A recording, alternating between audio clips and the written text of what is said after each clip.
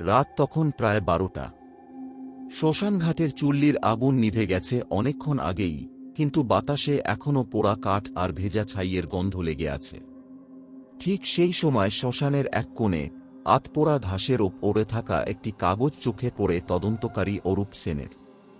কাগজটা ভেজা, কালি ছড়িয়ে গেছে, আর শেষ লাইনে জমাট বাঁধা রক্তের দাগ। অরূপ সেন জানতেন, এই একটা কাগজই আজকের রাতের সবচেয়ে ভয়ঙ্কর প্রমাণ। শ্মশানঘাটটা শহরের প্রান্তে। দিনের বেলা লোকজন আসে, সন্ধ্যার পর জায়গাটা যেন অন্য রূপ নেয়। বাতাসে অদ্ভুত একটা চাপা শব্দ থাকে, যেন কেউ নিঃশ্বাস ফেলছে। অরূপ সেন বহু বছর ধরে অপরাধ তদন্ত করছেন, কিন্তু এই জায়গায় দাঁড়িয়ে তাঁর বুকের ভেতরেও অস্বস্তি জমছিল। কাগজটা তুলতেই তিনি বুঝতে পারেন, এটা কোনো সাধারণ চিঠি নয়, এটা প্রেমপত্র। চিঠির উপরের দিকটা পরিষ্কার, হাতের লেখা নরম, যত্ন নিয়ে লেখা। কাগজের ভাঁজে বোঝা যায় বারবার পড়া হয়েছে। লেখা ছিল এক নারীর নামে, আর লেখক নিজেকে পরিচয় দিয়েছে শুধু একটি অক্ষরে। চিঠির কথাগুলো সাধারণ ভালোবাসার কথা নয়। সেখানে ভয় ছিল, অপেক্ষা ছিল, আর ছিল শেষবার দেখা হওয়ার প্রতিশ্রুতি। কিন্তু শেষ লাইনে এসে লেখা হঠাৎ থেমে গেছে। সেখানে কলমের দাগ নেই, আছে শুধু রক্ত।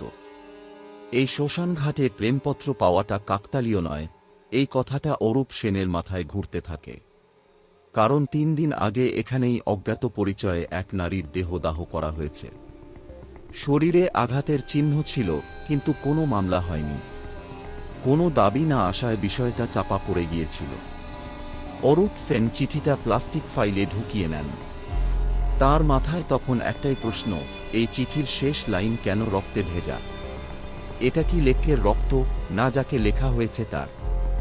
এই প্রশ্নের উত্তর খুঁজতে গিয়ে অরূপ সেনের চিন্তা চলে যায় কয়েক সপ্তাহ আগের দিকে। সেই সময় তিনি এক নিখোঁজের ফাইল হাতে পেয়েছিলেন।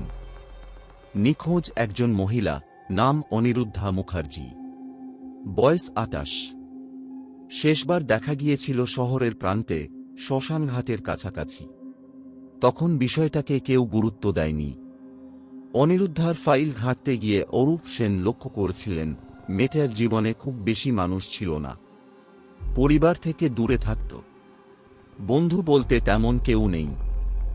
শুধু একটি অদ্ভুত তথ্য ছিল, সে নিয়মিত পুরনো চিঠি লিখত, আধুনিক যুগেও হাতে লেখা চিঠি। এই তথ্য আর শ্মশানে পাওয়া প্রেমপত্রের মধ্যে অদ্ভুত মিল ছিল।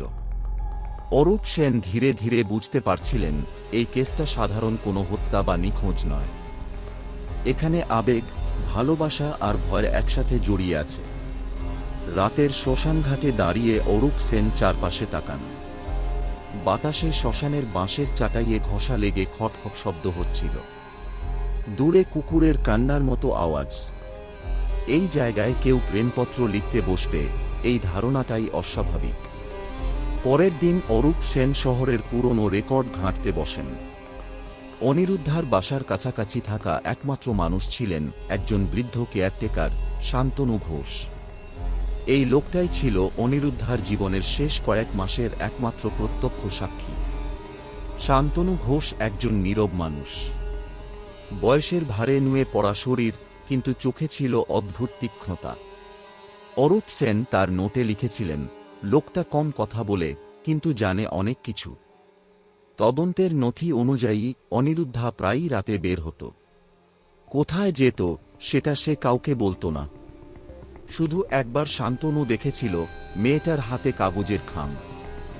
এই তথ্য অরূপ সেনকে আরও অস্বস্তিতে ফেলেছিল, কারণ শ্মশানে পাওয়া চিঠিটাও খামের ভেতর ছিল। খামটার কোনায় পোড়া দাগ ছিল, যেন আগুনে ফেলে আবার তুলে নেওয়া হয়েছে। চিঠির লেখা অরূপ সেন কয়েকবার পড়ে দেখেন। লেখক নিজেকে ভয় পেয়ে থাকা একজন মানুষ হিসেবে তুলে ধরেছে। সে লিখেছে, এই দেখা শেষ দেখা হতে পারে, আর দেখা হলে সব শেষ হয়ে যাবে। এই লাইনের পরেই শেষ লাইন শুরু হয়েছিল। সেখানে লেখা অসম্পূর্ণ, শুধু কয়েকটা শব্দ, যদি কেউ পড়ে, তারপর রক্তের দাগ। এই অংশটা অরূপ সেনকে বারবার ভাবাচ্ছিল। যদি কেউ পড়ে, এই কথাটা কাকে উদ্দেশ্য করে লেখা? পাঠককে নাকি হত্যাকারীকে? তদন্ত যত এগোচ্ছিল তত অরূপ সেনের মনে হচ্ছিল এই কেসটা তিনি আগেও দেখেছেন। মানুষের জীবনে এমন অনেক গল্প থাকে যেগুলো সমাজ মেনে নেয় না। সেগুলো লুকিয়ে রাখতে গিয়ে মানুষ ভুল করে, আর সেই ভুলের শেষ হয় শ্মশানে। তৃতীয় দিনের রাতে অরূপ সেন আবার শ্মশানঘাটে যান। এইবার তিনি একা। চারপাশ অন্ধকার। চুল্লির ছাই ঠান্ডা, কিন্তু মাটিতে এখনো কালচে দাগ। ঠিক সেই জায়গায় দাঁড়িয়ে তিনি ভাবেন, এখানেই কি শেষ লেখা হয়েছিল? হঠাৎ বাতাসে কাগজ উড়ার শব্দ। অরূপ সেনের চোখ পড়ে চুল্লির পাশে আটকে থাকা আরেকটা ছোট কাগজে। সেটা চিঠির অংশ নয়, কিন্তু তাতে একই হাতের লেখা। এই কাগজে লেখা ছিল অনিরুদ্ধার নাম। তার নিচে লেখা, ভালোবাসা পাপ হলে শাস্তি এখানেই শেষ হোক। এই লাইনের সঙ্গে আগের প্রেমপত্রের ভয়ঙ্কর মিল। অরূপ সেন বুঝে যান, আর অনিরুদ্ধা আসলে দুজন নয়। ছিল অনিরুদ্ধার নিজের নামের প্রথম অক্ষর। সে নিজেকেই চিঠি লিখছিল। এই উপলব্ধিটাই ছিল সবচেয়ে ভয়ঙ্কর। অনিরুদ্ধা কোনো মানুষের সঙ্গে প্রেমে ছিল না। সে ছিল নিজের ভেতরের ভয় আর ভালোবাসার সঙ্গে লড়াইয়ে। সমাজের চোখে যা গ্রহণযোগ্য নয়, সেটাই সে লুকিয়ে রেখেছিল। শেষ লাইনটা রক্তে ভেজা হওয়ার কারণ তখন পরিষ্কার হয়। চিঠি লেখা শেষ করতে গিয়েই অনিরুদ্ধা নিজের জীবন শেষ করেছিল। শ্মশানঘাট ছিল তার জন্য মুক্তির জায়গা। কিন্তু সবচেয়ে অস্বস্তিকর বিষয়টা ছিল অন্য জায়গায়। অরূপ সেন বুঝতে পারেন, অনিরুদ্ধা চেয়েছিল কেউ এই চিঠি পড়ুক। কেউ বুঝুক এটা হত্যা নয়, এটা আত্মদহন। কেস বন্ধ হয়ে যায়। কোনো গ্রেপ্তার, কোনো আদালত, কোনো শিরোনাম নেই। শুধু একটি প্রেমপত্র যার শেষ লাইন লেখা হয়নি। কয়েকদিন পর অরূপ সেন নিজের নোটবুকে লেখেন, কিছু গল্প শ্মশানেই শেষ হয় না। সেগুলো কাগজে লেগে থাকা রক্তের মতো সময়ের সঙ্গে শুকিয়ে যায়, কিন্তু দাগ থেকে যায়।